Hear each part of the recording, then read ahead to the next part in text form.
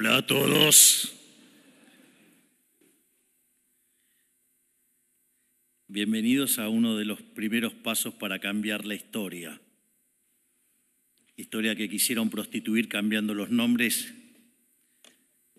y ensuciando a los grandes héroes de esta patria.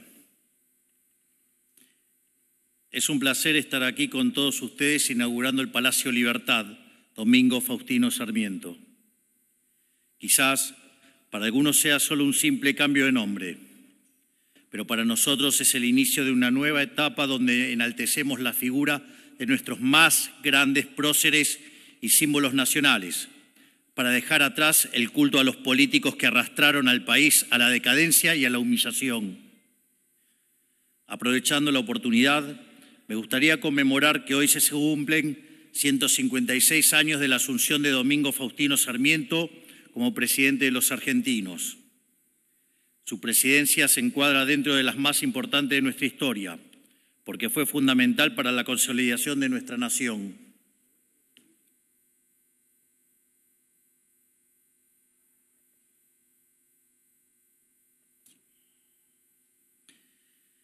Sarmiento tomó un país con una tasa de analfabetismo del 90%. Construyó 1.800 escuelas y cuadruplicó la población escolar. Y producto de tanto de su propuesta educativa como del progreso económico que aquella generación liberal aseguró, algunas décadas después, la Argentina se convirtió en el primer pueblo de la historia humana en erradicar el analfabetismo. O sea, literalmente hicimos civilización de la barbarie. Casi que les diría que, sin lugar a dudas, fue el primer gran pensador que desarrolló la teoría del capital humano, que tanto los liberales, por ejemplo, como el profe Espert, tanto admiramos a Gary Becker, que fue quien lo plasmó en el análisis microeconómico. Pero a pesar del importante rol que supo ocupar Sarmiento en nuestra historia, hoy quienes se atrevieron a cuestionarlos después de muerto, pretendiendo instalar un absurdo revisionismo histórico sobre su figura y sobre su presencia, rechazando su enorme legado, tal como quisieron hacerlo con Roca y muchos otros próceres de esa generación. Los mismos que llevaron a cabo el intento de demonización contra el padre del aula son los que ahora pretenden rasgarse las vestiduras por la educación y toman a los alumnos de rehenes en sus desesperados intentos por mantener sus privilegios. Y también estos mismos quienes promovieron el modelo cultural, social y económico que atrasó a la Argentina al desastre durante las últimas décadas. Solo para ponerlo en datos, para vean el desastre que han causado, contaminando el socialismo todo lo que tocan. En función de las pruebas a aprender del 2023, hoy sabemos que de los chicos del primario, cerca del 40% tiene un mal desempeño en lengua y cerca del 50% un mal desempeño en matemática. En lo que tiene que ver con el secundario, de los que transitan el secundario, 8 de 10 tienen problemas de lectocomprensión, no entienden lo que leen. Y de los que terminan, 4 no logran entender un texto.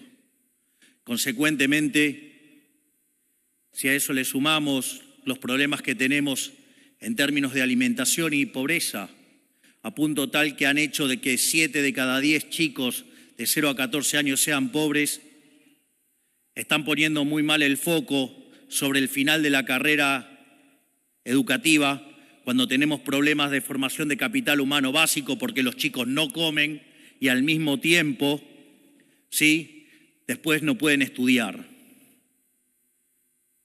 Sin embargo, siguen intentando, con el mismo modelo que fracasó hace más de 100 años, algo con lo que nosotros vinimos a ponerle fin y poner de pie de nuevo a la nación.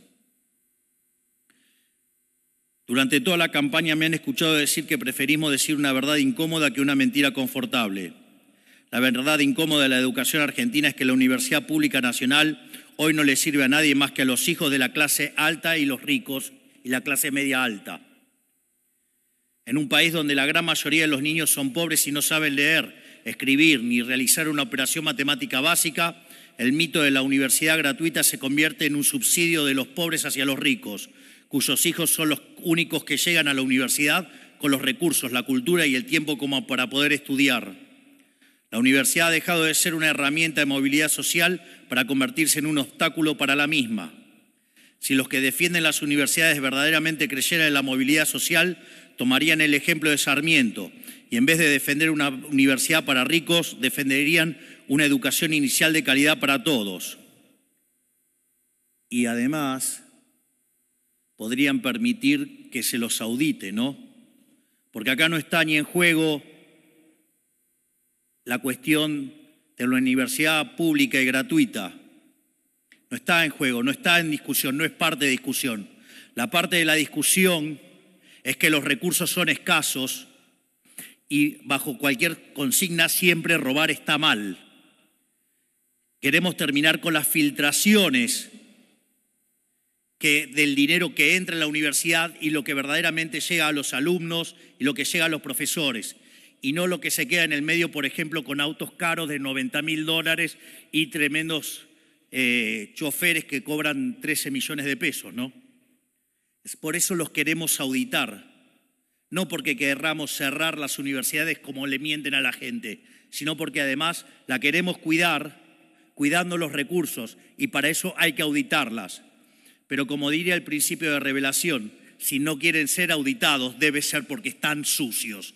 Por lo tanto, señores, dejen de engañar a los argentinos y díganles la verdad, que no quieren ser auditados para mantener sus curros y que de esa manera utilizan y prostituyen una causa noble para seguir defendiendo el robo de algunas agrupaciones políticas.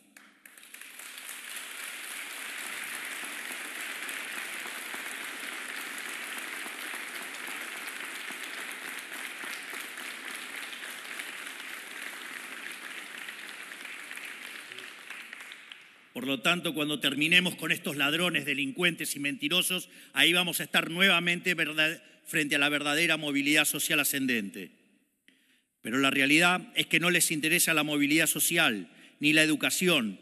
Les interesan solamente sus cajas para mantener sus privilegios mientras enarbolan banderas nobles que le permiten expiar sus culpas. Bueno, a nosotros sí nos interesa el progreso. De hecho, varias veces he mencionado que como economista yo he decidido especializarme sobre crecimiento económico. Digamos, el primer modelo formal, por decirlo de alguna manera, y testeado, digo al margen de que Adam Smith había desarrollado un modelo y distintos autores, pero quien lo plasma formalmente un modelo fue Robert Solow, en el año 56, y lo testeó en el 57 y el modelo solamente explicaba el 15% de crecimiento. Entonces, desde la Universidad de Chicago, George Stigler, ¿sí?, que era el jefe del Departamento de Economía, le dijo, el problema es que el modelo no mapea porque omite el capital humano. Y ahí salieron dos líneas de análisis de capital humano.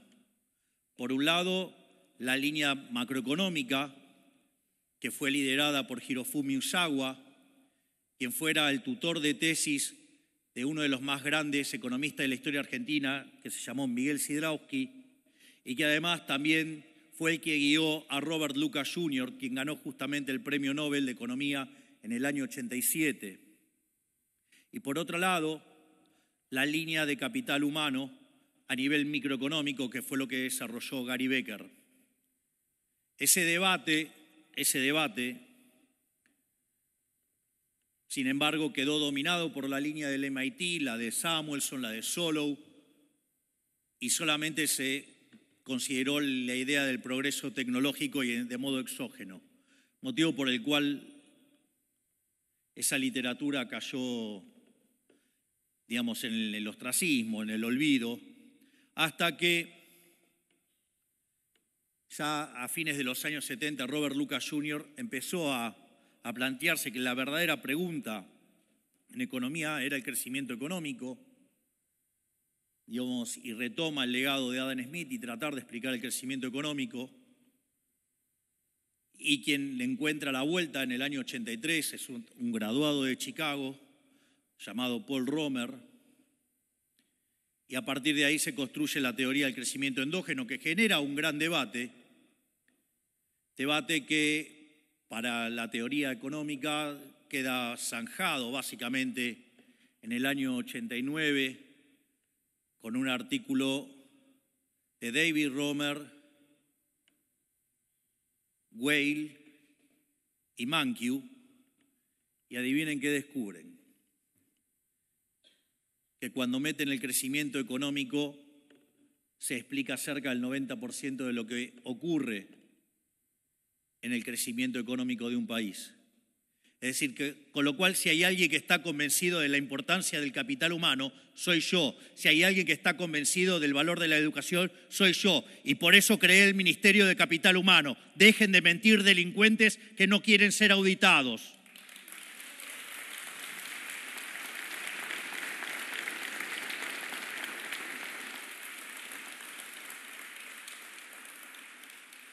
Por eso hoy, 156 años después de la asunción presidencial, quiero ratificar que Sarmiento sigue siendo uno de nuestras grandes guías junto, mal que les pese, a Julio Argentino Roca, a Urquiza, a Mitre, a Avellaneda, a Pellegrini y sobre todo a Juan Bautista Alberdi. Porque tenemos la titánica tarea de volver a sentar las bases para el desarrollo económico, social y cultural de la nación, tal como lo hizo aquella generación de patriotas, que no son otra cosa que las bases para el ejercicio pleno de la libertad de cada uno de los argentinos. Esa es la única manera de honrar a nuestros próceres, con una obra a la altura de la suya, que coloque al país en la senda de la prosperidad nuevamente, y no vamos a parar hasta lograrlo. Y aquellos que quieran atentar contra las ideas de la libertad, que son sin duda las ideas del progreso, les recuerdo lo que decía Sarmiento cuando fue obligado a exiliarse por la intolerancia y la proscripción de la tiranía rosista. Las ideas no se matan. Por lo tanto, Dios bendiga a los argentinos, que la fuerza del cielo nos acompañen y ¡viva la libertad, carajo! ¡Viva la libertad, carajo! ¡Viva la libertad, carajo! Muchísimas gracias.